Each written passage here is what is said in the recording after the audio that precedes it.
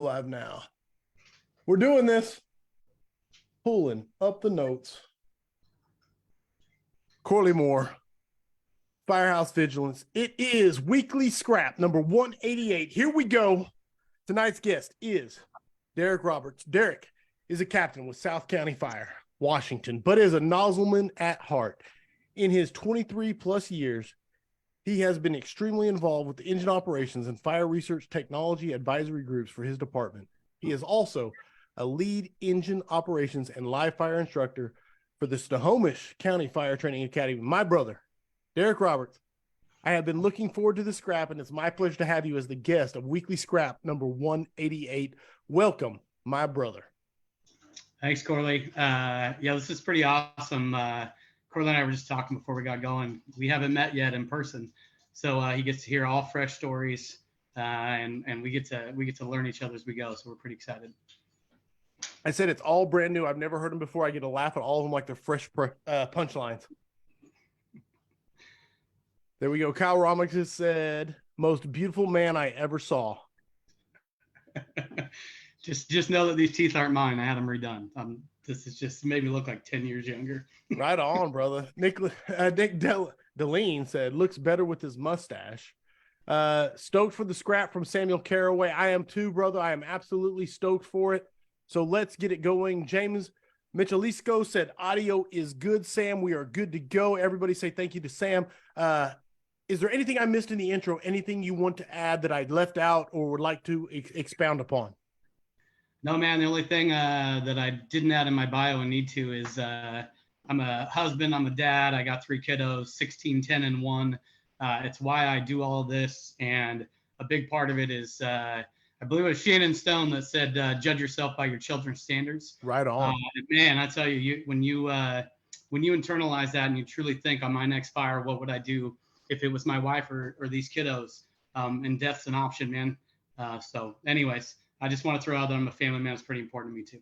100%, brother. I love that. And 16, 10, and 1, that is quite the spread. And let me just clarify, not a second marriage, okay? We're just terrible at planning, all right? That's the last one, we call him a bonus child. So hey. Yeah. Happy little accidents. I think that's Bob Ross, yes? It is a happy little accident.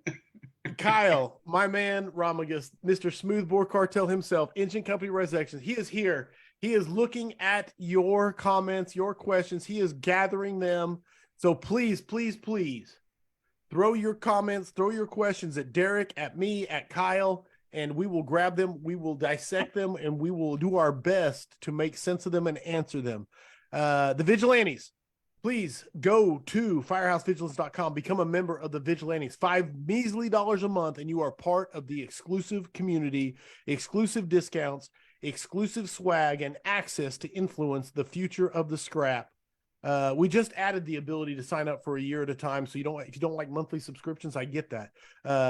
We're doing vigilante meetups. We have our first actual put together FDIC vigilante meetup on Thursday while we're out there in Indianapolis. So if you're part of the Vigilantes, you can be a part of that. With that being said, let's do the part where we talk about sponsors. This episode is brought to you by Key Hose. Check them out on Facebook, The Hose Experts. Coming up soon, Michigan's premier fire conference is back June 15th through the 17th in Macomb Township. 3 days of awesome, including full-scale live fire scenarios, lectures, and skill building. Everything from incident command, engine and truck company operations, as well as skills for surviving a Mayday event. This is some of the most realistic fire training you will attend by instructors who collectively have over 100 years of experience in the fire service. There are only a few spots left. It's not even about registration here when they're advertising. It's there's only a few spots left. It's going to sell out. For all the conference information about it, check out their Facebook page. Michigan, yeah, absolutely. It's going to be an amazing time. Finally, next, Affordable Drill Tower, firefighter owned and operated. The only thing you can't do in an affordable drill tower is live fire. Affordable Drill Tower, you can rappel, stretch hose lines, go through the stairs, go through the floor, do window bailouts, cut holes in the roof props, use the apartment balconies, pump into the FDC or flow water from the sprinkler systems. Call Steve, 844-55-TOWER, or drop an email to at affordabledrilltowers.com. And then finally, looking to streamline your fire and EMS training programs, introducing the Fire Academy. Schedule, deliver, and track everything in your organization. Get the highest rated online training from industry leaders backed by Fire Engineering, FDIC International, and GEMS. Sign up for your free trial at thefireacademy.com. And with that, we officially get all of the housekeeping out of the way and get to the scrap, get to Derek Roberts. Kyle is already grabbing questions, but we're throwing it right into the beginning. Man, I actually reached out to Rob Fisher, who's one of my favorite people on the planet, and said, hey, I have Derek Roberts on, so please send me some good insight and some good questions to ask him. So I got stuff coming at you from Rob Fisher also. But I always ask my guests what they want to talk about. And one of the first things you said was how to teach new people. So I'm going to keep it very broad, throw it at you as an opening question and say, how to teach new people. Derek Roberts, go. Oh, I love it, man. So speaking of Rob Fisher, I started in 1999 with Snohomish County Fire District 7, which is now called Snohomish Regional Fire and Rescue. That's where Chief Fisher works. So I really don't know the fire service without a person like Chief Fisher. And it's kind of one of the things I wanted to touch on. I guarantee everybody listening to this, we have those mentors, we have those generations. And it seems like, you know, I think that each generation looks at the newest generations coming into the fire service, and it's easy to look at the problems, if you will, right? You know, for me, I was an 18-year-old kid, you know, came from a little bit of a broken home and, you know, just parents divorced, those kind of things. And I didn't exactly have my head on straight. The fire service saved my life. Yes. But with having a guy like Rob Fisher in my life, like I never had to question how important this job was. I didn't know it when I got there. But I got to work most of my time there at District 7 on Ladder 72 on the opposite shift of Rob. So we saw each other, C and D shift. We saw each other every morning. Like I've had so many people just instill how important this job is. So I guess like first point that I'll hit with new people, you hear that a lot. Well, they don't know, and they don't have this work history, and they don't have all this experience. And I'm sure everyone out there is probably having the same problem our region is. And it's not even really a problem. It's just we are hiring people younger and with less experience, right? Yes. Back in the day when I was testing, I mean, you would get a guy 5 years, no problem. 5 years as a part-time firefighter somewhere, put yourself through school. And now we're hiring people right off the street, you know, sometimes some places without even any sort of training, no EMT, no nothing. So with that, something I talked about with one of my favorite young guys, Anthony Casanis, super good young guy at my department, very engaged brother on the job. And we talked about how when these kids comes in, you have no influence on their past, right? I mean, there's nothing you can do.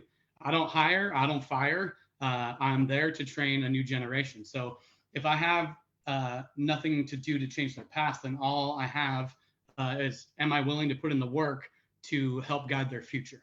Ooh. So I think that when you look at that, like, look at these kids. I mean, we all know they'll ask questions. If I'd opened my mouth at a table of adults, my old man was a logger. He was tough as nails, man. I wouldn't have thought twice about that. Is there some good things in respect there? Sure.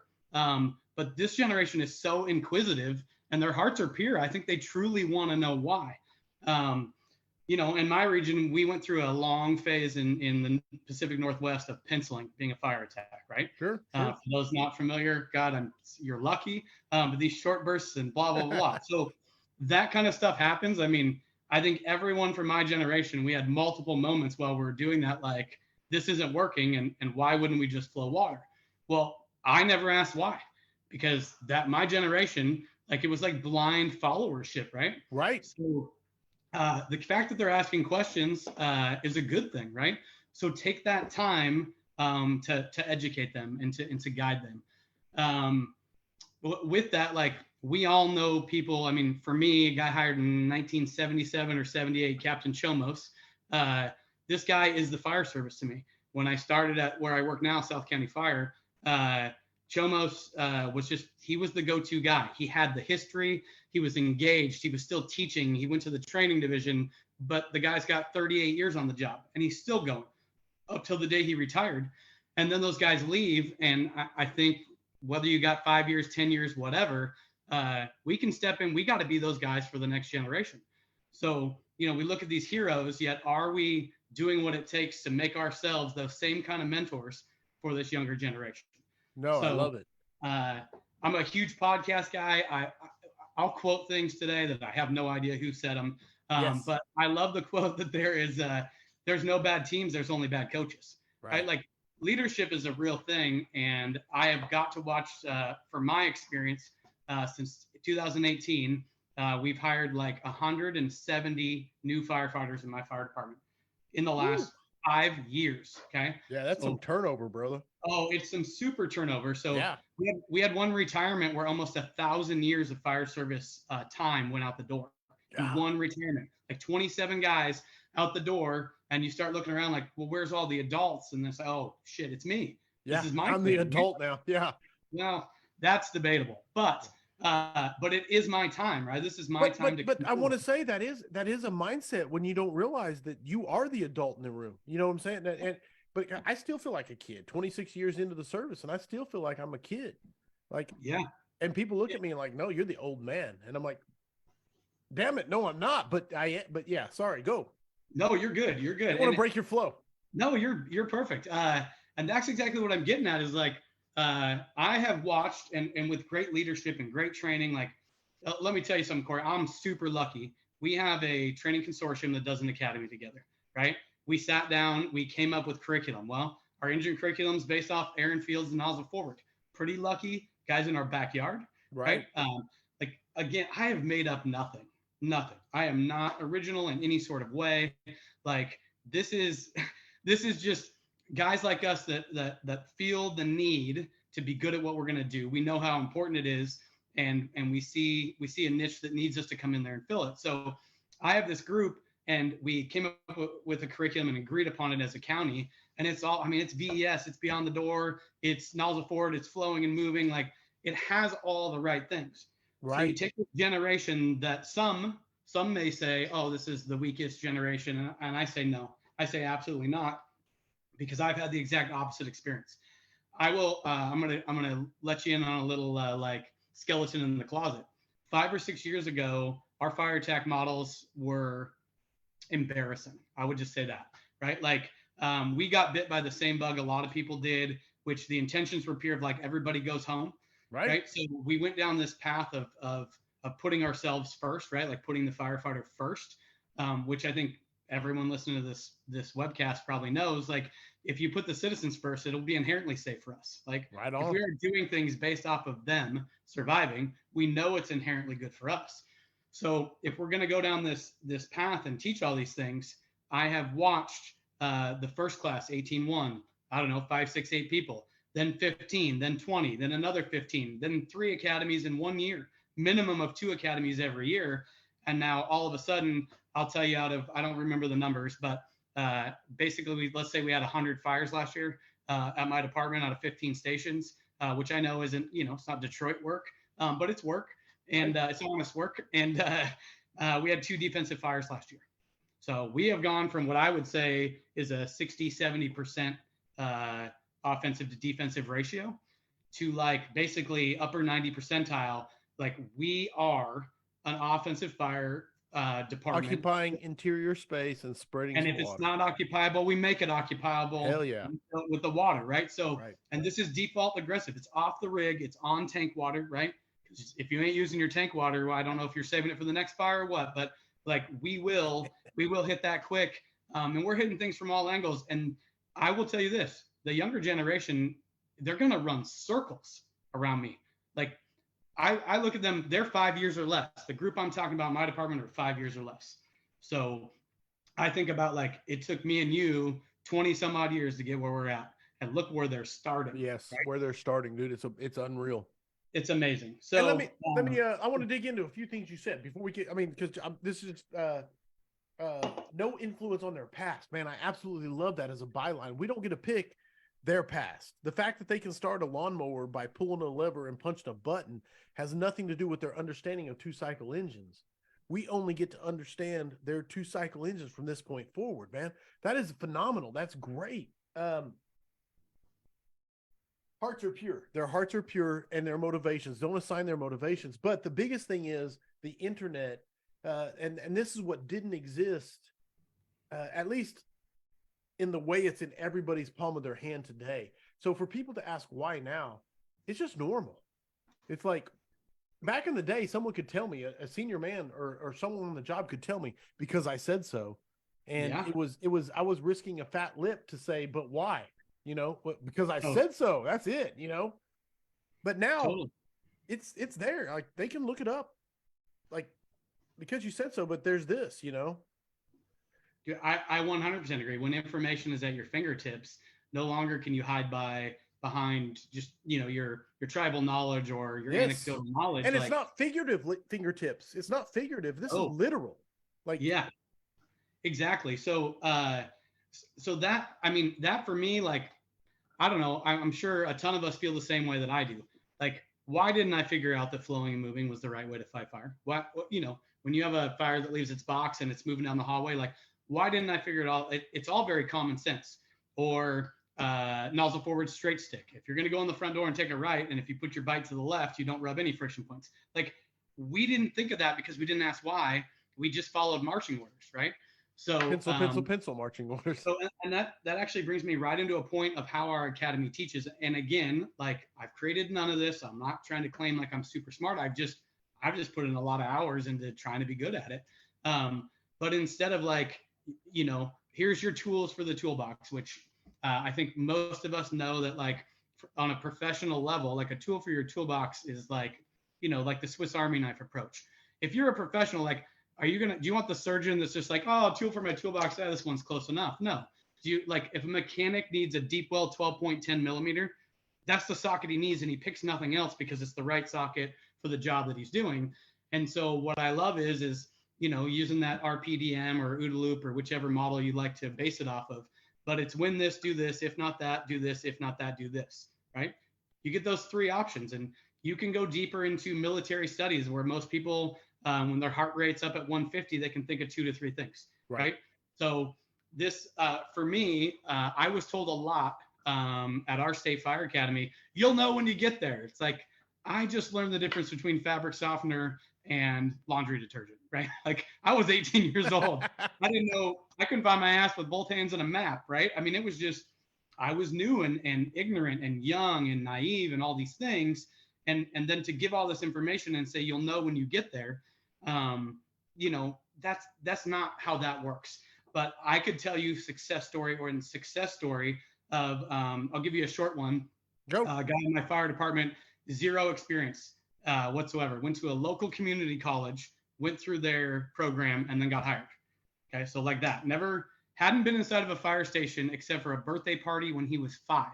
Okay, so we send him through this program, and we teach all these ways to fight fire and when you open the line, right? And seeing moving dark smoke is a great time to open the line because it's hot. That's why it's moving, right?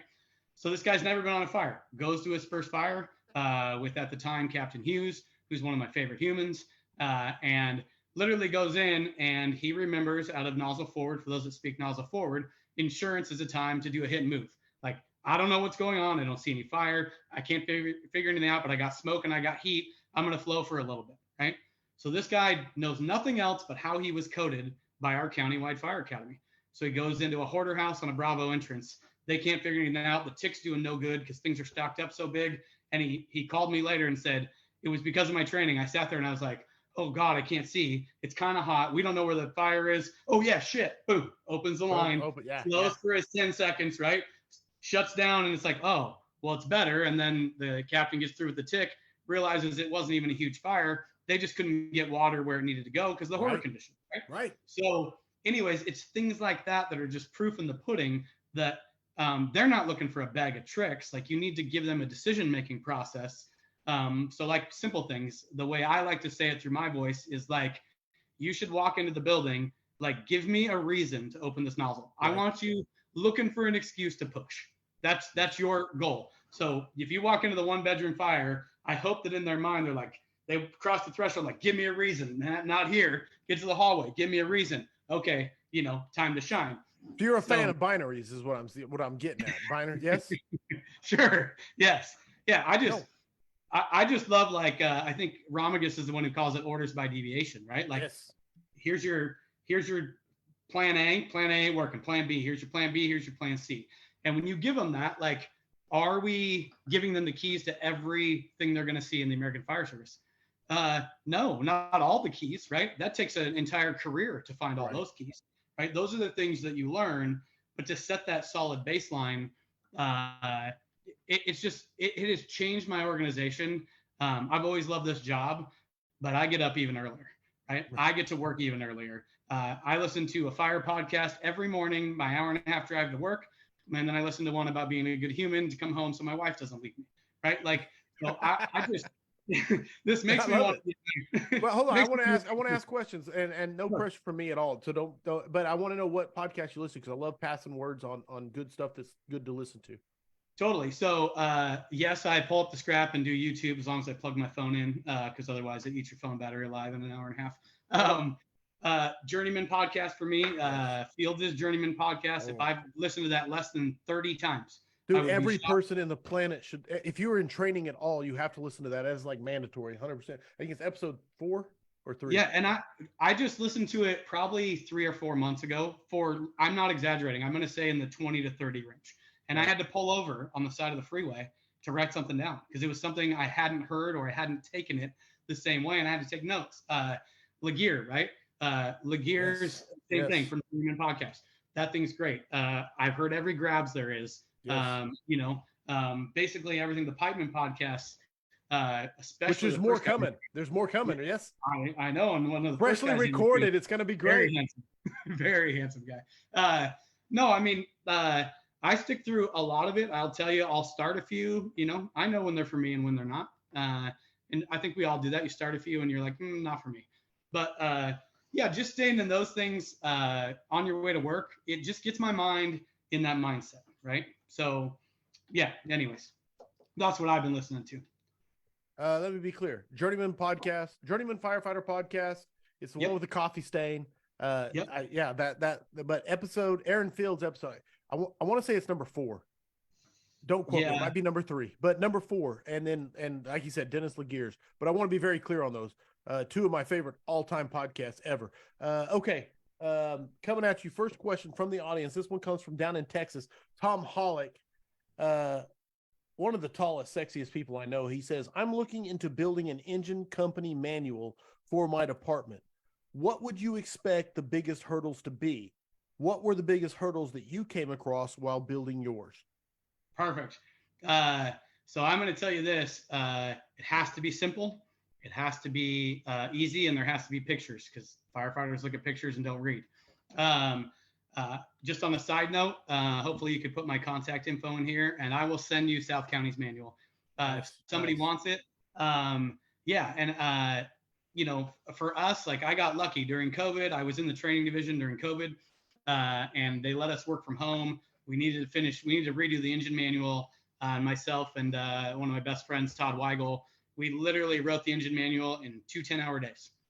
Done, like, handled. And I'll tell you this, like in mine, like the hurdles you'll have is just the wording. Like, we sat there, there's a few sentences in my engine manual that took us like 35 minutes on one sentence because it was having to do with, like, from an engine company perspective, when do we go into rescue mode, right? So it says something to the effect of, like, if you can remove a conscious victim from the IDLH quicker than you can remove the IDLH from the victim, then that should be considered, right? But I put everything. So we're changing culture. We're a bulk bed heavy department now, but we came from a pre-connect heavy department. So my advice while you're writing that manual is, if you're pushing bulk beds, then the first handline stretch that you list on your engine manual is the bulk bed, right? Like, don't list the pre-connect first because that's the first thing they're going to read. Don't make them go any deeper. Most people, when they find a section on attack lines, they might read the first 2 sentences. So I'm sure there's people from my department that didn't even know this. If you go back through our engine manual, for those from my department listening, we listed everything in the order of which you should do it. So when it comes to supply lace, it's tank water first, right? The next one is 2 tanks, tank to tank, right? The next supply option is a reverse lay. Why? Because we bought pumpers, not pullers, right? So we should be looking for reasons to reverse out when we're going to start laying a bunch of LDH on the ground. We should look like that should be in our hierarchy of decision making, just like we talked about with win this, do this, if not that, do this, if not that, do this. So my biggest advice is for each section of that manual, like supply lays, attack, all those things, write it out in the order in which you think people should be doing business. Right. And it's like a subliminal deal. I'll take credit for it. Todd probably thought of it, my homie, because he's smarter than I am. But I'm going to take credit on this podcast because I don't see his face. So I don't know which one to follow. But it worked really well. Speaking of sexy faces, Jay Bonifield has a question for you. No. No? No, He said, ask Derek Roberts the difference between Roberts and Rogers. I don't know if there's a story here or not, but. Okay. So when we teach together, which Jay and I and like Brendan Grace and KP and Hop, like our main engine core, these guys are my homies. We're all from different departments, but we've done all this together. So we're all pretty tight. And basically, whenever I was being an asshole, they would start calling me Rogers. It was like my alter ego. The alter ego? I'm usually the fun, nice guy, right? Like most people will tell you that I'm the fun guy. I'm mildly inappropriate. Like I like to tell at least one joke a day that's so funny HR wants to hear it. Like I like to have a good time. However, I get on these little certain things that, that pick at me, that piss me off. And so when I start being the one that's like being more hard on the recruits and having higher accountability and calling them out on the small little mistakes that they're making, they always look over because that's kind of uncharacteristic for me.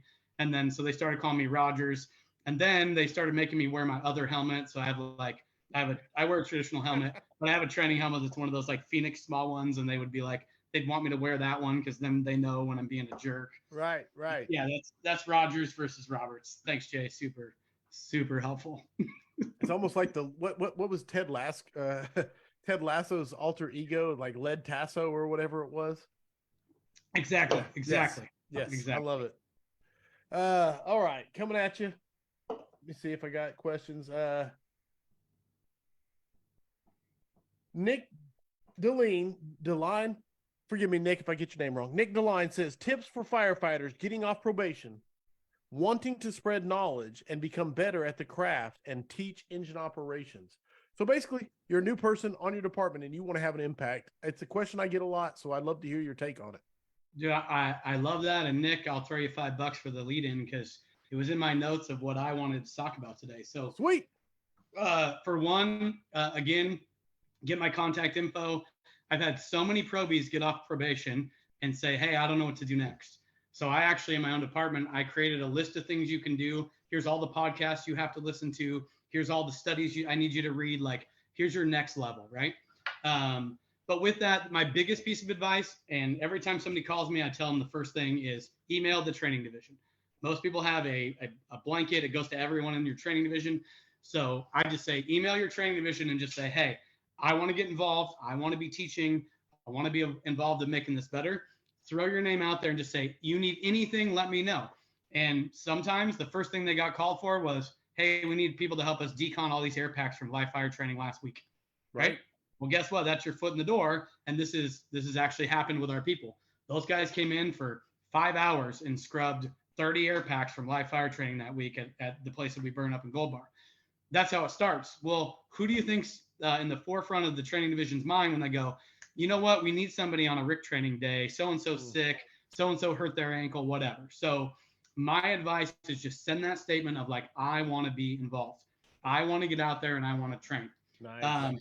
If you don't have that inside your own agency, maybe you're too small or you don't have an academy you can go help at. Like for our guys, we have a shadow program. We do shadow instructors. So these young guys can come out and we get like 1 to 2 shadow instructors a day, and they get to teach alongside a lead, right? So they can kind of learn. And then if they're killing it, then we'll bring them on as an actual instructor. If you don't have something like that, Fools chapters, right? Get yourself involved. There's local Fools chapters. I'm not currently a Fool anymore, but I started with the Puget Sound Fools in about 03, I want to say 04, whenever, like right after they started it up here. So staying involved in training with your local Fools chapter. And from there, it's funny, I just had this discussion today. I had a Teams meeting for work. I had this discussion today of be the guy, like if you came into work in the morning, I don't care if your crew's the one that doesn't like to train. Hey, Cap, can we dry stretch a line today? Right. Hey, Cap, can we go do this today? Can we go make this? And the answer might be no.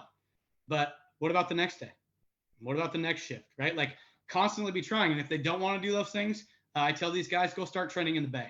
Because after a minute, right, even those guys that have gotten maybe a little complacent in their career, the guilt, the shame, like I don't like to use guilt and shame as a motivator, but occasionally it's the only motivator that's going to work. That's right? left, yeah.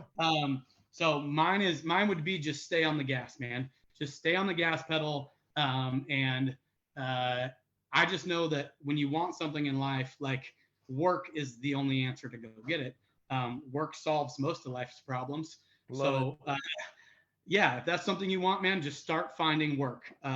It's like on fires. We all know, like, I don't know what we're going to fix my fire department, like almost 100% someday. We're really close. I'm very, very proud of my fire department. It's awesome. An amazing fire department that has turned over and changed on its head literally overnight. And it's amazing. But I don't know what we're going to do. There's like that 20, 30% on fires that aren't looking for work. And right now, if you are looking for work, it's easy to find it. You can sneak by those couple of crews that you know are like, oh, they parked over here, or they didn't get up to the scene very quick. Like, I don't know what we're going to do when we get everybody looking for work. It's going to be even harder. I guess you just end up like the Detroit Fire Department, where everyone just attacks the building simultaneously. But yeah, just like on fires, always be looking for work. That's my advice to you, Mr. Nick DeLine. Powerful. I got one coming at you from James Michelisco. He wants to know, Derek, with an exclamation point. Derek, this is kind of a soft toss. Kind of, you can take it whatever direction you want. Smoothbore or fog nozzles, and why? 7/8 or 15/16. Okay. Well, I obviously America's tip, the 7/8 tip. And I'll tell you, like, I'm going to tell you that because it's a fact. Like, not enough people use this. It's a fact. It's a fact that the 7/8 is better. And I'll give you the fact. NIST in 1985 and then again in 1992 tested these two supposed sister nozzles, right? Where they were flowing their smoothbore at 1,000-degree temperatures and they were flowing their straight stream at 1,000-degree temperatures. I don't remember exactly the millimeter of water droplet size, but I do know this, that even with your 7/8, only 40% of your water is penetrating the 1,000-degree temperatures, hitting ceilings and riding. With a straight stream on a smoothbore, on a combo, when you go to a straight stream, only 12% of the water was penetrating the 1,000-degree temperatures. I don't know about you guys, but my wife and everybody else's wife or husband or whoever, the Amazon Prime guy drops something off for the house almost every day. So we know the 1,000-degree temperatures exist in every room fire and beyond that we are going to. So if I know that only 40% of my water is good on a 7/8, and I know that it is less, it's only 12% on a straight stream with a fog nozzle, then once again, it's not my opinion. It is fact that a 7/8 is better. And I wish people would draw out this old study. Go to Engine Company Resurrection file section. I believe that's where they have it listed. Kyle, you could probably type in and tell me. I'm pretty sure it's in there. Right on, man. Right on. Is this in quantitative? Is that the article, or is it other stuff? Is it what do they say? I think it is in quantitative. I think it is. I think it is. Part 1 and 2. Yes. Yeah, and I mean, they tested it and then tested it again, and they came up with the same data. Another one, Firefighting Principles by Clark. The volume I have is from 74. There's a whole, they did an anecdotal study, and they also came up with the same thing that a smoothbore, although I believe back then they were testing 1/2 inch. I don't remember offset. Don't quote me on what size tip, but they were testing hog on straight stream versus smoothbore way back in the 70s. And their data was the same thing. Go read it. It's like in the second chapter. Kyle's got your back. He said, A Quantitative Approach to Nozzle Selection and Streams by Eric Bridges and Jason Bestall. There you go. Thank you. I've got a printed out version here somewhere I'd like to hold up and say, dude, it's like some serious, like, easy to understand, nerdy shit. Like that's the easiest way to explain it. Dude, totally. And just on a side note, like if a tool has an option, they will use it, right? So when we get too crazy, like when you have a fog nozzle, somebody's going to use it. Or how many times have you gone and opened the nozzle with fog nozzles? So I started with TFT fog nozzles, right? Adjustable gallonage, some of the worst nozzles you could possibly have. Not saying you can't put out fire with them and you can't save humans with them, but if you have a choice, right, they're very problematic. And I can't tell you how many times you watch somebody open their fog nozzle to a wide fog. It'd be a real bad time if you really needed that water to open it in that pattern. So and that's a really, and that's a really good point you just made, which is the fact that just because there is a better tool doesn't mean that what you've used hasn't worked in the past. And we're not downplaying your anecdotal or your experience, but just the fact the data is the data, the facts are the facts. Totally. Right. And if you go anywhere that's fought fire for a long time, like an FDNY, I mean, they're not going to call it the new push attack, and you're not going to have a conversation about fog nozzles because they call push attack fire attack, right? And they call a smoothbore nozzle a nozzle. Now, some of that might have been just refusal to change, and they just happen to be right for the data.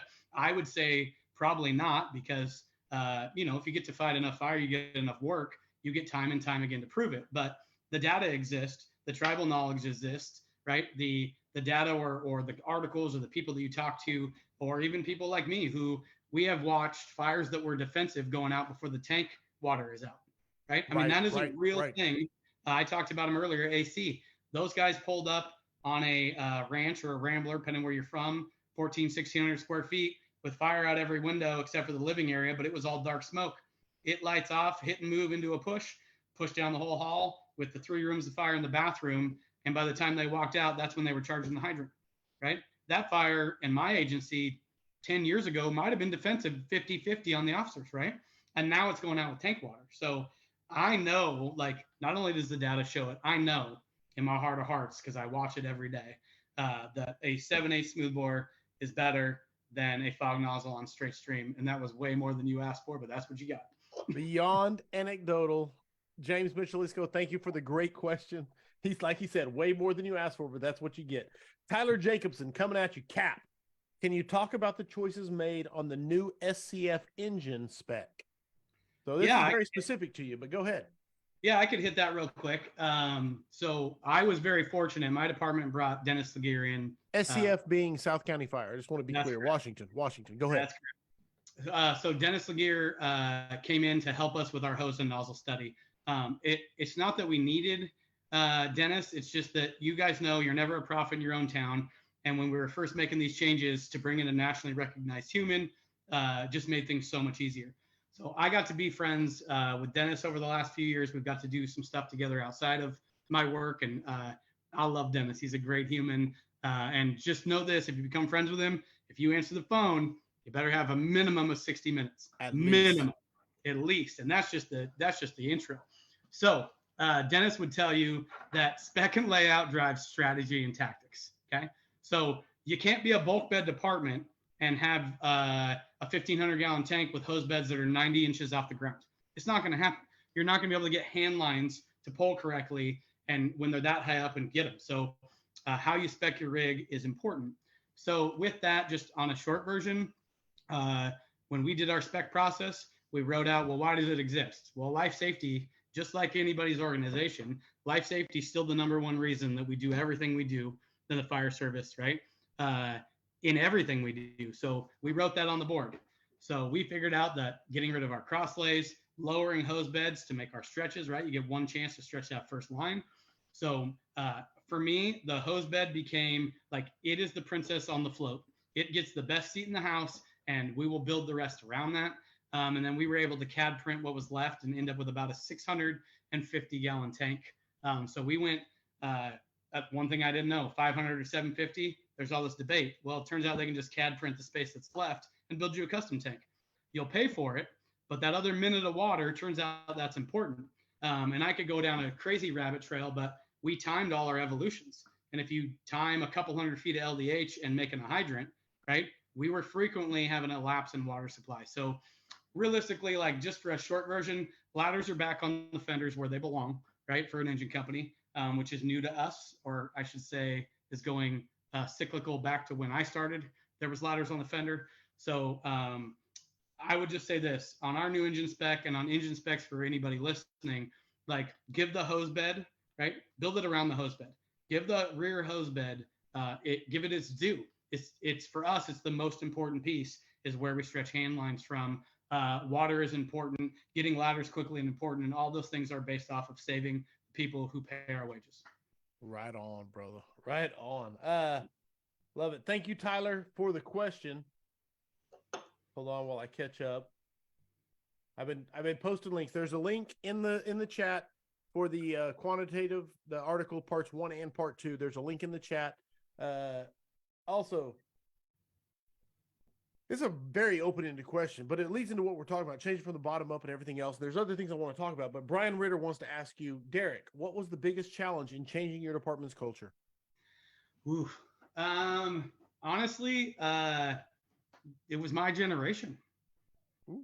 It was the senior guys, and I get that. So I'll put it this way: I went too hard, too soon, right? So my biggest advice, like if you're taking the time to watch this right now tonight, then I bet you're the same kind of people that the rest of us are, where we're constantly trying to help our fire departments be better at providing service. So with that, the biggest mistake I had is I was on fire. Like I had got all this information in 2017. The first time that I saw somebody doing a clamp slide, I described it as somebody it looked like a dog scraping his ass, itching his ass across the parking lot, right? Because out of context, it meant nothing to me. I didn't get it. So with that, once I learned it and I got on fire about it, I pushed too hard too soon. So my first thing I would tell you is be realistic on the change you're trying to make, right? So the other thing is when I realized I had put too much information into the intro class to my senior people, right? To the guys on the line, not the new people. The second time I came back and I hit it from a way different perspective. That was just like, look, we have put out a lot of fire with our TFT, right? Nozzles and our shitty kinky hose and all this other stuff we've had. Like we have put out fire and we have saved humans in this fire department. Right. This is Yes. not to take away anything from anybody. Right. I said, raise your hand if you've had your ass kicked from a TFT nozzle with 100 at the tip, right? If you don't raise your hand, like, and then my follow-up question was, raise your hand if you open it as far as you could and hang on to it, but it looked like it might be open all the way. Like you're trying to hide it from your buddies that you're not, you're not weak. You couldn't handle it. Yeah. You couldn't, right? So, yes. So then when you give them this and then you give them the background of the fire behavior and you just hit it from a super humble place, like, hey, instead of like, I think in the American Fire Service, you should be knee walking while you're pushing. I think that Aaron figured it out better than anybody. I do. And I've tried Camilla's and I've tried right knee up. And if you're doing it that way, I'm not saying it's bad, but I'm saying that I think that that position is dominant. But you can't lead with that, right? So I led with walk on your knees like a toddler and move the line around. Turn it on, leave it on, and move it around. Now, is that perfection? Absolutely not. But if you did that on your next fire, if you're currently not doing that and you did that on your next fire, will it be a better fire attack than anything you have done prior to that? Yes. The answer to that is yes, right? I can't influence your past. I can only influence your future. So I think that is the way that you have to go. That was the biggest hiccup, was getting the senior guys on board. Now, once you get them on board, right, it takes a minute, but then the phone starts to ring and they start to call you back. I've had apologies. I've had written apologies. I've had phone calls. I've had guys take me out for a beer and be like, man, I was a thorn in your side for the last 5 years. And I get it, right? Or they go on the next fire with a nozzleman who, I mean, here's the beauty. Our nozzles in my department, there's 170 or so, right? So 90 some odd % chance in my department, you're getting somebody who's been through this program and they're going to be pretty damn good at it. So it's proving itself, but getting to the senior guys and doing it the right way and being humble about it and being realistic with your expectations. Those are the hurdles you're gonna find, Mr. Ritter. Beautiful. Okay, I'm pulling up my man Rob Fisher, one of my favorite people on this planet. I want to say that out loud. 3 question topics to bring up with Captain Derek Roberts. That's the title of this. Have him talk about the importance of family in the fire service. More specifically, his grandfather. So I want to hear, legacy and what it means to you, etc. Rob, you're just trying to make me cry is all he's doing. So I grew up in Fire District 7, which is where I started as a resident. And my grandfather was one of the original members, founding members of Fire District 7. Nice. So I grew up around it. I grew up, my grandparents watched it. Both my parents had to work. We didn't have much. And so I stayed until I went to school. I was with my grandparents. And when I got off the bus, I was with my grandparents, right? And so my grandpa was still a fire commissioner. He did 49 years with Fire District 7, including the fire chief for a decade. And he died as a fire commissioner. He was a standing elected fire commissioner the day that he died. Wow. So my roots go deep. I listened to a plectron literally from the time I can remember, those old super obnoxious pagers, and I listened to it all day, every day. Hope, who played piano in my church, Hope was the original dispatcher. There was no dispatch. So when you moved into the neighborhood, you got Hope's phone number, who played piano in the local church. And when you called her, you told her where the address was, like, hey, Mr. Smith's house on fire. Cool. She called all the firefighters that were close to Mr. Smith's house. And then her husband went out with a crank air raid siren and hand cranked an old donated Army air raid siren to call people. So that's how deep rooted my family goes in it. And my grandfather's my hero. He was a Navy Seabee, 2 Purple Hearts. This is an amazing, amazing human. And he died in January of 1999 when I was a senior in high school. And I went through the fire academy in August of 99. But yeah, the family rooted history, you may not have it, and that's okay. But when you do, like, I don't know, like, he's the most important figure I probably had in my entire life. He's just he wasn't a perfect human by any means. Right. But he had a good heart and good intentions and good work ethic. And I think that, like, we can sit here and talk about characteristics of a good firefighter, and all of them are great. But judge a person by their heart, man. If your heart's correct and you're trying to do the right things and you can back that up with a work ethic, like, that's the guy I want. We can make anybody a firefighter that has those kind of qualities, in my opinion.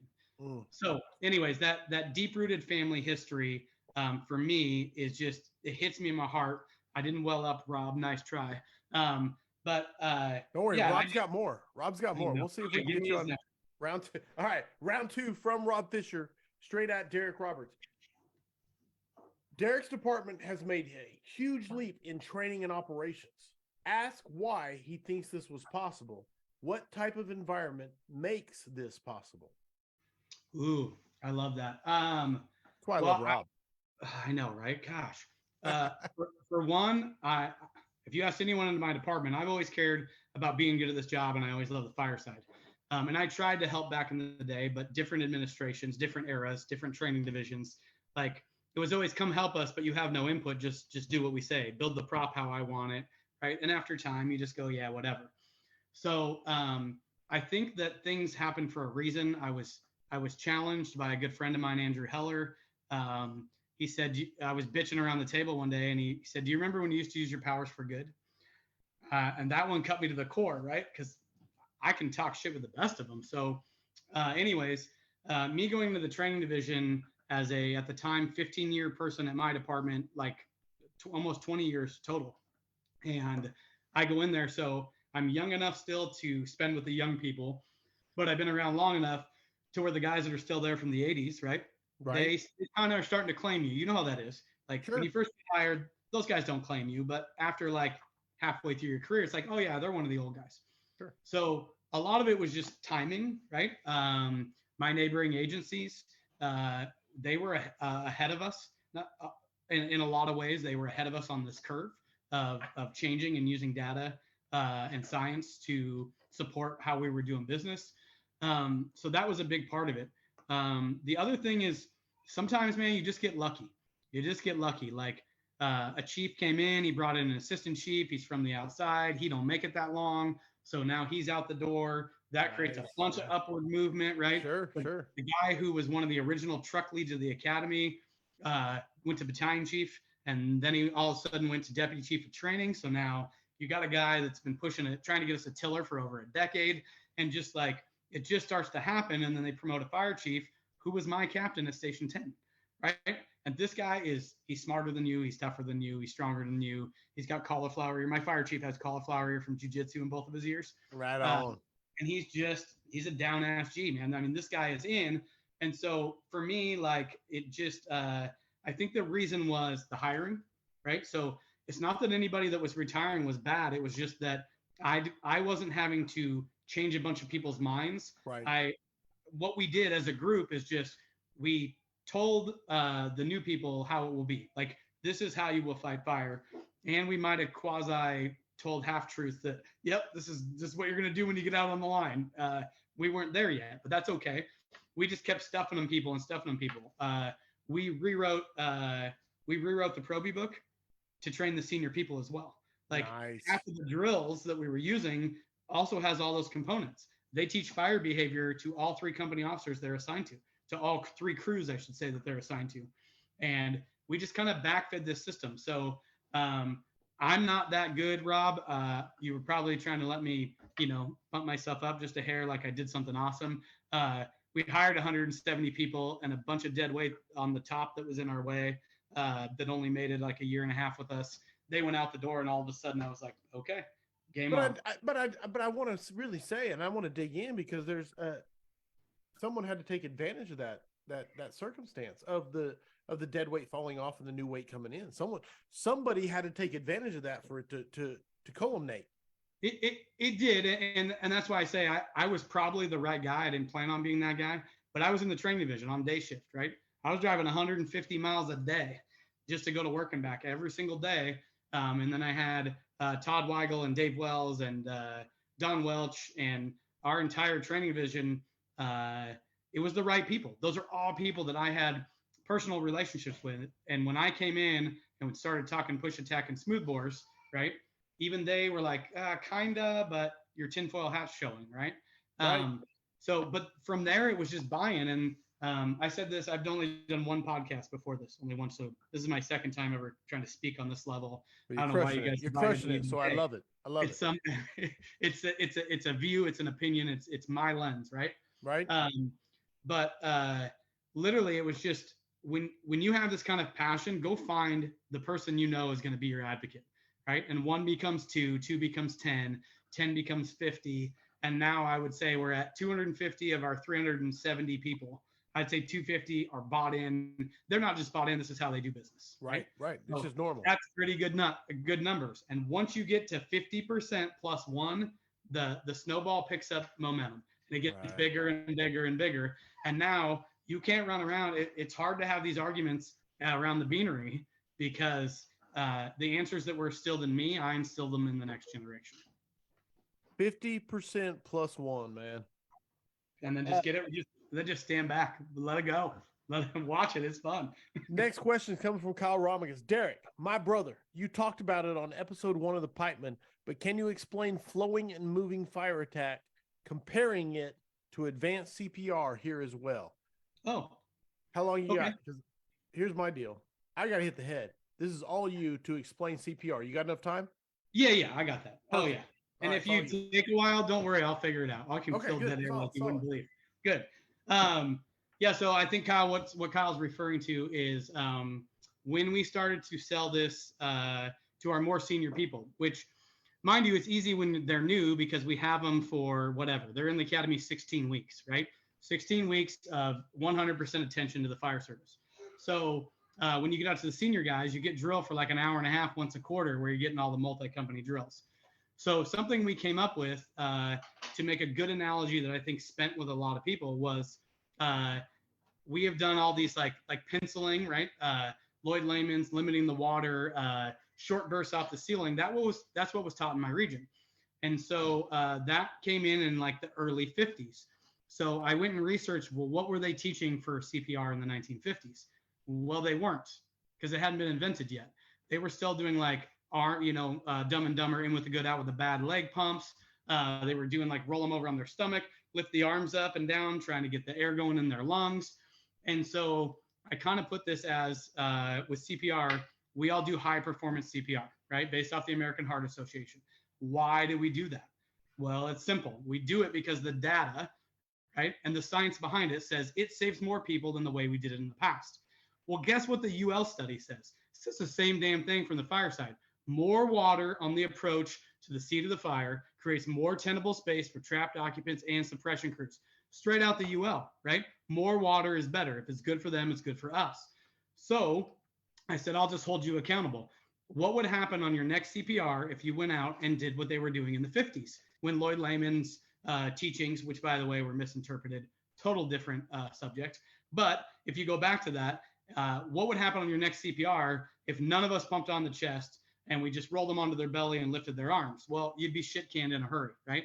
I mean, you'd be fired or written up or whatever. yet we won't hold ourselves the same accountability level when it comes to the fire side. This isn't opinion-based firefighting. With the advent of the internet and the ability to exchange information and the UL studies, right, which is not an end-all be-all, but it is a great set of data to pull from when you're looking at your own fire department. So if we're fighting fire that isn't data-based, it would be the same as if we weren't doing CPR that's data-based. The other one that I don't understand, most of us love fire more than EMS. When they change CPR, we bitch for like a week and then we move on with our lives. But if you change fire attack and nozzles, everybody, it's this whole, like, people take it so personally, like they have done something wrong, and they'll fight you for years over it. And I don't know. I don't understand it. They'll listen to the EMS data, but they don't want to hear science and data on the fire side. But anyways, I digress. I caught the tail end because of you carrying and brother. No, I love it. People, Greg Van Ham said, truth bomb right there. No one ever drowned on the fire ground. Just a beautiful reference. Great analogy, brother. 100%. And Smooth Cartel said, hashtag period. Dude, absolutely love it. Thank you for sharing it because it is powerful. It is, man. It's just, I mean, it's just using the data for good, right? I mean, we all know, I'm sure most people listening to this have read most of those studies, right? And unfortunately, they weren't released. Like, I think they did a little damage in the beginning. They started talking about transitional attack or exterior. The marketing of slicers really hurt a lot, however you want to say right? it. But yeah. It is, and all that stuff. It was just bad timing, really. But if you take the studies, like, here's a simple one. Transitional attack's a real easy one to point this out. Like, data and science is only as good as the question you ask. If you ask, how do I reduce some of the temperature, right? Some of the temperature the quickest possible. Well, your answer would be that I could flow water from an exterior window. But if you're asking the data to say, what is the best way that I could stop this fire in its tracks, stop it from spreading to internal exposures and save humans that are potentially trapped inside, we all know that the gold standard is an offensive attack, right? Right. Water on the base of the fire. Absolutely. Totally. So remember that when you're using data. Like, we had people try to use the UL study against us to say, well, we should do a transitional attack every time. Well, yeah, if you were talking about how can you kind of take most of the heat out of it for a while and buy some time, but that has nothing to do. If you take that study and you take the survivability study and you put them together, right, you would never, like, you would only flow water from the exterior because you had to, right? So in our region, we were fortunate. The county adopted the document that said, we'll only flow water from the exterior because of delay. If you're delayed on an interior attack, right? I don't know what that delay is in your department. 2 in, 2 out's not really a delay in my department. People are showing up. If there's bars or a bad forcible entry or whatever, then by all means, I'm not against exterior water. It's just got to be a crime of opportunity. You got to do it because you have to, not because you want to. So anyways, that's a good way to correlate those two back. I absolutely love it, man. Absolutely love it. All right. See him. Hey, if you got questions for Derek, please get them in. All right. I'm gonna see what Rob had to throw at you because I gotta pull up my phone again. 1 second. That's okay. How do you get a department to transition from something they are comfortable with, i.e. pre-connects, combination nozzles, to something new? We kind of touched on this, but if you want to dig into anything specific. Yeah, I mean, I think you just got to prove it, right? Like, we did nozzle studies. I already knew the answer, but you can't just come to the upper echelon with an answer, right? Like, you got to come with here was the problem first. Here's the research that we did on it, and now here's the answer, right? You just can't, and that's where I think some people go wrong. We want smoothbore nozzles and combat sniper hose because it's the best combination in the entire American Fire Service. That's opinion based, but almost factual based, almost data based. So let's say you go and you just go straight with that. Well, that's not going to get you anywhere. Right? But for me, the fire chief at the time, I was working on this nozzle study, and he asked me, "Hey, what are you working on there?" Because I didn't have direct access to the fire chief. I didn't know the man. He was new. He's from California, so I didn't know him.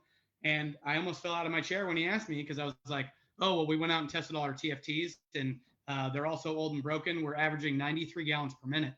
NFPA says it has to be 150. So, Chief, the problem is now that we know this, we can't be ignorant anymore. If we don't do anything about it, we're negligent. Right. We kill a guy from the department, or if a fire goes bad and somebody investigates us, like, we knowingly are going in with equipment that doesn't meet minimum standards. So I don't know what to do with that. right? Well, when you hand them, hey, we have a problem, I tested it, here's the solution. Oh, and by the way, it's cheaper than the fog nozzles you were buying, right? Here's the whole thing of how you fix it, right? It made it easy. Like, do the work for them. We all know the meeting before the meeting is usually the most important meeting for the meeting, right? If you can come to them with the problem, the data, the work, right? The work's already been done, and here's the solution, and you can hand it over to them. Man, it just makes things so much easier. So love it. That's how we were able to do it quickly. Let me catch you up on some comments. Lots of amens, lots of truth bombs. There's some booms, awesome points. James Michelisco said, we will ask Chief Turpak about slicers next week, right? And then following up, Smoothbore Cartel said, Turpak's version of slicers is PTFFO. Put the fucking fire out, right? And so I bring all that up to say, because Turpak, shameless plug right here, is on May 2nd coming on the scrap once again for his second round. And so you can catch him here then. Well, anyway you slice her, I think that was a good intent and a bad idea. No, 100%. I like the pun. I love a good pun. My dad jokes are on point. Yeah. Solid. Okay, last point from Rob Fisher. Okay. I have to include this. He said, and lastly, tell him one of his former officers on L-72 still loves him, even though he went to the dark side. So there you go. Oh, man. Tell him thank you. I will tell you, I spent 4 years on ladder 72 almost, and I spent probably another 2 years on ladder 11. So I am a recovering truckie, or as I like to say, you can barely see the scar. When they put my brain back in, when I went back to the engine, you can barely see the scar now. It's healed. It's healed. So, no, man, this is the beauty. I love the truck versus engine banter, but at the end of the day, man, it's all firefighter work. And if you're not running in a dual house, I bet you're doing a little of both. All right, I want to ask you about complacency, because my whole deal is never-ending fight against complacency. And someone messaged me today, in fact, it was earlier today, and said, I have this question about what do you do when you have fired up people coming out of the academy, but you have to stick them at a house with complacent officers that you know you shouldn't be sticking them with. What do you do with that, man? And it's a great question, and it's something that a lot of people have no control over, but it's the reality. And I even though it may be a dead end question you don't want to deal with, I'm still going to throw it at you. Say, what do you think? Well, and this goes back to our beginning deal. Like, I think this is why mentors are so important. Like, if you've been in the fire service 10 years, you've worked for a bad officer, and you've called a good officer for advice, right? Like, I would say that's a pretty common thing to happen in the American Fire Service. So that mentorship becomes even more important for somebody that you know is in a not so good situation. I have had probies where I'm checking the schedule and I know their personalities because I train them in the academy. So you see maybe not as aggressive personality with a human who is very aggressive, right? Complacent, but aggressive, right? Aggressive in attitude, not in firefighting. Right. So those, for me, when I see those situations, and any of I call them my kids, because I'm 41 now, and I call everyone, even the guy who got hired that was 52 in the academy, I still call them a kid. They're all kids. Yeah. So you can ask any of the kids that I guarantee there's a few listening tonight. Like, I make those phone calls and I say, hey, here's some of the things you may run into, and here's how I think you combat them. So I would say mentorship is the biggest thing. From there, try to be a part of the positive change. I'm fortunate enough, at least for right now, I haven't turned into white noise quite yet at my department. I think I'm probably close because I've been talking and changing things for, I'm a swear word to the people that are unengaged in my fire department because I added work to their workload. But I was fortunate. Do you wear that is that a badge of honor, or is that something you fight against? Where do you fall on that? Because it's a fine line. It's a mix of both, because between effective and proud, It's a mix of both, man. Because like, I've lost friends through this process, which is, that's just really strange to say out loud. It sucks because I'm a pretty forward and tough person, but at the end of the day, I'm still a human, and I don't like to be disliked, man. I don't like the drama. I don't like the stuff that's talked behind my back, and the lies and the half truths that are told about me all the time. But I know I've made it better. Like, I'm not something I've been working on. I'm not unaware of my own value, and I think that's okay. I think it's different. Being aware of your own value and being cocky and egotistical are two completely different things. Nice. So I know my own value, so that's what helps me get through those times. But I'm fortunate in my agency. I think the people who are engaged, I think they're grateful that I am so obsessed with fixing this problem, right? With fixing what I think is fixing the fire service in my department. So I'll give you one that I have used for complacency. I do it with every recruit class. And I just got fortunate enough to teach. I taught command staff training last week. Me and a 4-year firefighter in my department taught a engine company and a tactics and fire behavior class to battalion chief and above.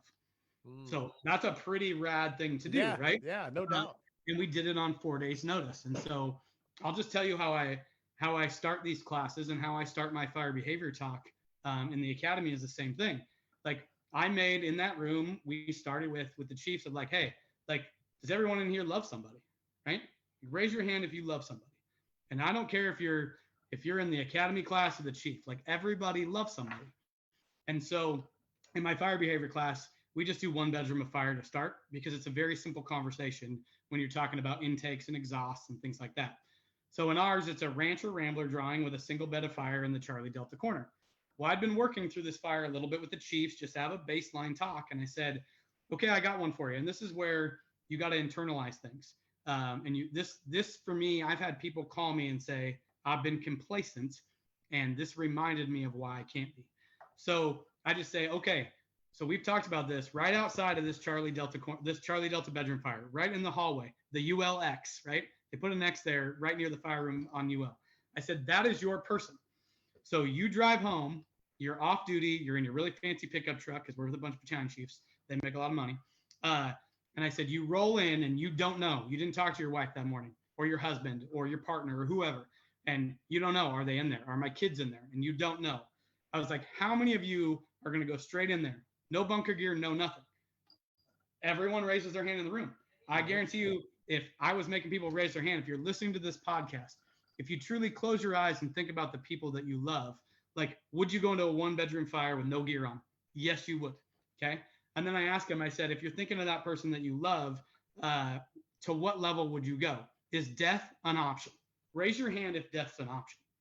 And every single person that I've ever said this to, and I've said this to hundreds and hundreds of people in my life, and they raise their hand and they say, yes, death is an option. And I say, good, because the beautiful thing about love is we don't get to love our people any more than the people who pay our wages, right? Like they love their humans just the same, and they want that level. They want that level of professionalism. They think that we are all perfectly trained. They think we all put in the level of effort that Ramagis does, that you do, that all the people that I've talked about on this podcast do. They assume that. That's why we're so highly regarded as an industry, right? We could go all the way back to Ray McCormack, 2008 or 9 FDIC, right? Of the loss of public trust is our greatest risk to the American Fire Service. That changed my life. Those words and the discipline that came after that, it was worth it. And I got to tell him that to his face at Ace Rock one year. You changed my life. So anyways, back to my point, when you internalize that, like, or you can go into the, I think it's Shannon Stone that talks about judge yourself by your children's standards. Children's standards, 100%. If you knew there was going to be a fire at your house in the next 30 minutes, would you spend the next 30 minutes any different? Like if you can get that to them, that helps, right? I've done it with one of my medics at my station. Guy was slow to get out to the rig. So I played the same game. It's your kid, right? Your kid's choking. Are you going to have this kind of response level, or are you going to move with the purpose of the rig?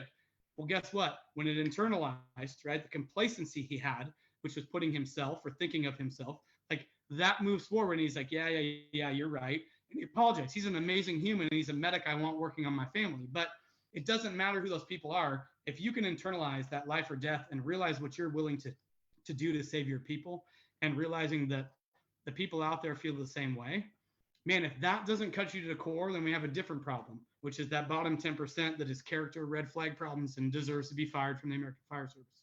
Like those people still exist in the fire service. It's too bad, but they do. I don't know how to fix that one yet. So yeah, if you want to talk about getting complacent, I think that a restructure of your thought process, and I'll challenge anyone here, go to your next fire and picture the person that you pictured when I asked you if you love somebody. Picture they're in this building. I bet you're going to look for where the bedrooms are differently. I bet you're going to check the layout differently. I bet you're going to make sure your things are tight and that you have all your equipment and that you're ready to go. I bet you mask up quicker than you ever have. So anyways, that's a great way to internalize things if you put it into your own life. Dude, brother, that was a phenomenal tirade. I put that on an epic level.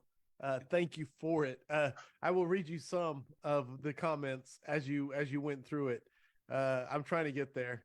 That's a badge of honor. Amen. We're grateful. The kids, we are grateful. Those that lack discipline dislike accountability. Boom. A fucking men. Preach. Well said. Hell yes. And we should never tarnish that image. Effing preach. They call wanting the best person. Don't let them down. Just heard the opening for when this podcast hits Spotify. That's a different viewpoint of that topic. Boom. Yeah, dude, 100%, man. Thank you for the tirade. And I mean that from the bottom of my heart. I don't know a better way to say that than thank you for the tirade. I appreciate it. It's called, my friends call it my travel soapbox. I just pop it up whenever I got to hop on it, Brother, woo, son. That's Bo Vest said. Woo, son. Yes, 100%. Man, I feel so inadequate following that up. Good Lord. Pulling up my notes. Give me 1 second. That's okay. Up. That's okay.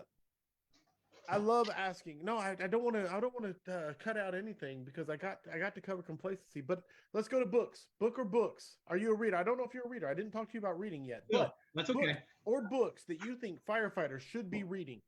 Books that have impacted your life. Good. Well, this one's pretty simple, but I was raised in the church, went away from the church, and then you have kids and you start to worry and you realize there's got to be something more to life. So the Bible has shaped me in a lot of ways. So I'll just throw that out there because that's who I am, and it's and I'm proud of that. So that's a big one for me. As far as being a big book reader, no, I'm not a big book reader. I read things that catch my interest. I like listening to podcasts because I think that verbal communication for me is just how I live. It's my love language. Anyone that knows me knows I talk a lot and I love conversation, and I'll stay up till the wee hours of the morning having a great conversation. So I'm more of a podcast guy. Right. I'm currently reading Clark's Firefighter Principles from 1974, only because I love history and I love hearing how they looked at things. And it's funny that they came to some of the same conclusions that this renaissance of the American fire service is coming to right now, right? Without all the same budgets and funding and all that. And science and sensors and computers. Right. Exactly. Right. Exactly. So yeah, those the UL studies I have read ad nauseum. I'm currently working on pulling every quote and graph out and then putting them in order of search, engine, truck. I'm kind of like pulling them out that way. We're trying to come up with a best practices manual for the science that came out of UL. So it's just a document that I'm working on. So that's the stuff I read. I'm excited. I'm excited about that. I love the summaries. I love the actual. I print out the 700-page things and then I thumb through the data because I'm honestly, I mean, it's beyond me. But I love the summaries even more. But then, man, when people take the data and make something palatable or even understandable to my ADHD firefighter brain, absolutely. Dude, totally. So I feel the same way. So honestly, I haven't sat down and read a good book in years. For those I swear like half the American Fire Service should be like, they should just plumb Adderall into the stations. They just put it in the water like fluoride or something. Because my problem with reading books is I'm like, I get a paragraph, 2 paragraphs, and all of a sudden something, right? Or my phone rings, text message, and I'm sure just like you, I got irons in the fire, brother, and I'm literally spinning plates at all times. I got my own entirely separate tirade on books and why people don't take the time to read or get distracted, but not the point. Absolutely. I love, and Willie Clark, one of the best, and the UL studies. All right. So we have a thing we do on the weekly scrap. It is called the 5 questions for firefighters.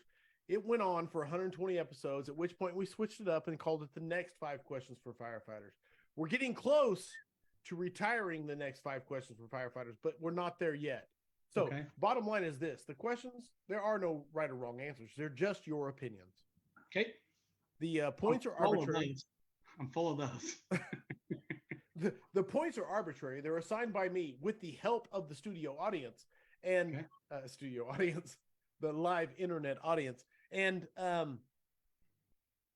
Bottom line is this: are you ready for the next 5 questions for firefighters? I'm ready, Corley. I love it. Let me make sure I have the audience here to help me out. All right, there we go. Making sure. All right, here we go. Number 1. What single characteristic separates the top tier go-to badass firefighter from a run-of-the-mill just firefighter? Oh, it's easy. It's grit. It's grit. The inability to quit, right? I'm not in the best shape. I'm not the smartest. I'm not the fastest, but I do have an inability to quit. Grit is passion put into action, and action is what gets things done. So easy answer, grit. Dude, that was one of the most fluid answers ever. That's like from the hip too. I was going to study and I forgot. I forgot to write down the questions. I didn't get it right down my note. Action put the inability to quit. Action put into what? Passion is action is passion put it. Grit is passion put into action. Passion put into action. Yes, dude. Yep. Easily. One of the easiest max points I've ever given. I'm not even checking the audience on that one. That was great, dude. I loved the alliteration mixed with just the delivery. Okay, number 2. If you could go back in time and give yourself, Derek Roberts, one piece of advice as a rookie, what would it be? Oh God, man, that one's actually way tougher. If I would tell myself to slow down. Man, in my young 20s, like, it's okay to have all that passion, and I was always just moving a million miles a minute, and I was trying to draw like all of it out at one time out of any senior person, which I know that was probably like a tad bit annoying. And then someone that I spend a lot of time talking to right now, and I'm mentoring a kid who doesn't really need me. He's actually my handler, and he's more watching me. But I've watched this guy, AC. I've watched him. He listens, right? He actually takes more time to listen.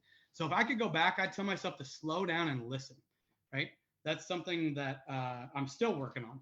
But I wanted so much information. I spent too much time asking and less time listening and really taking it all in. So for any new firefighter, take more time to listen. Brother, hey, if anybody knows me, they know I have 9 L words that I love. Listen is number 2. And so without a doubt, 2 for 2, max points for listening. Man, I don't think you could. I think it's the number 1 way to improve your communication skills like today, just by listening. Number 3. I'm not any good at it, by the way. I'm not any better at it now, 20 some odd years later. No, 100%. It's the journey. It's the journey, and it's the willingness to try and do so. 100%, man. Yep. If anybody thinks they conquered anything, they're fooling themselves. Number 3, what is, and I really want to know this question, but because someone asked it earlier and I delayed it because of the 5 questions, but what is your favorite training drill? Favorite training drill? Oh, that's easy. Stretching center hall apartments. I think that stretching houses, like stretching the residential setting, stretching garden style, I think they're a bread and butter for us, or I actually hate that term. It's a very normal thing that we do, and we do a lot of it. But I love stretching 3- and 4-story center halls because I think it's a difficult stretch. Calling out clean hall or dirty hall. So you may have to set up out like dirty hall. You got to set up into the stairwell. Clean hall, obviously, it's a completely different stretch. So planning for that, I just got to do this. Dude, I worked a company the other day. I had a 4-man engine. We have 3-man companies, but I had a 4-person engine the other day just for fat staffing. And I had a probationary guy, a 3-year guy, and a 4-year guy acting driver up in the seat. And we had one of the best firemanship days I've had in I don't know how long. And we practiced a little on the drill ground, and I was like, nah, this is stupid. We're doing an external stairwell. Ran to a local, right down the street, Eagles Landing, one of the gnarliest places we go to. But it's 3-story center hall. And on our drive there, I just said, look, we got smoke about halfway down, Alpha side, floor 3. Nothing showing on Charlie. We know there's entrapment. When we pull up, I want you guys stepping off the rig like this is for real. And just the way that it flowed and it went, like we go to this place so much, we have a key to the door. You don't have to go get Knox keys. You don't have to force doors. So I threw the keys to the acting driver and said, hey, get that thing open. Boom. He opens it, chalk right off his helmet, and in through the center halls with, Minuteman on his shoulder. I flipped mine into a Minuteman. We're just paying out hose. It's the best drill you can do. It's quick and it's team building. And when you knock it out of the park, you're riding that lightning for the rest of the shift. That morale, that I don't even know what you call it, the camaraderie from shared effort and victory. Yes, dude, I love it, man. Woo. Number 4. I love this question. What mistake have you learned the most from in your fire service career? Oh, mistake I've learned the most from. This one's kind of recent, I think is why it's popping in my head. But having discernment on who you're working with, right? So on who you're trusting and who you put a lot of effort into. So this one's happened to me a couple times where you put a lot of trust in somebody that maybe that maybe didn't take that trust real seriously. Sure. And so really like I guess there's probably a better way to say this. Like I think that we all know that there's a bottom operating percent in almost any fire department. I don't care if it's FDNY, Detroit, or South County, right? And I think we got to be there for those people and try to capture the people that we can. But with that, like I've wasted a lot of my own time. I've wasted a lot of my family's time by thinking that I could fix everybody. So I don't know. I mean, this one, if you knew the backstory, it's recent and it's really brought that to the forefront of my mind. So I'm focusing on putting effort into people who are putting effort into themselves, I guess is how I would put that. So that I'm not wasting time from my family, right? You can't save time, right? You can't make time. You can only use it wisely. So I was processing. I was following. Yeah. I was trying to track. No, I love the answer, especially because it really comes down to what you're talking about. It's circle of influence versus circle of concern. You know what I'm saying? Yeah. And kind of the Kobe's. Yeah. I guess if I sum that up to say it better, because I don't even know what I was saying there. I kind of went in a roundabout way. Sure. It's just using your time wisely, like choosing where you're going to invest it. Like when you're involved in the American Fire Service, I'm sure your phone is blowing up all the time, your emails, you're splitting time. I turn my phones off when it has to be family time because I want to make sure that that's quality. And so being discerning with your time and make sure you're spending it in a place that is worth it. I think that's important. No, bro, that's 100%, man. If there is one mistake, I think all of us can relate to, it is where we have spent our time that was ineffective. Final question, my favorite question, the question that has survived 188 scraps, and it is this: heavy fire, searchable space. Would you rather be assigned to the nozzle or first in on VES? Nozzle. Every time. Instant answer. every time. Some days I question, like when I watch Nozzlemen fight fire and they're having fun and then they go back to the station and they have no cares of the world. Sometimes I ask myself, what have I done? Right. But hey, yeah, Nozzle for sure. If nothing else than the speed and alacrity with which you, and there was no pause there. I couldn't even finish the question. Nozzle. No, easy. 100%. There it is. And that officially makes it the next 5 questions for firefighters, according to Derek Roberts, which officially makes it 188 scraps in the books. My brother, Derek Roberts, when the audience wants to get a hold of you, what is the best way to do so?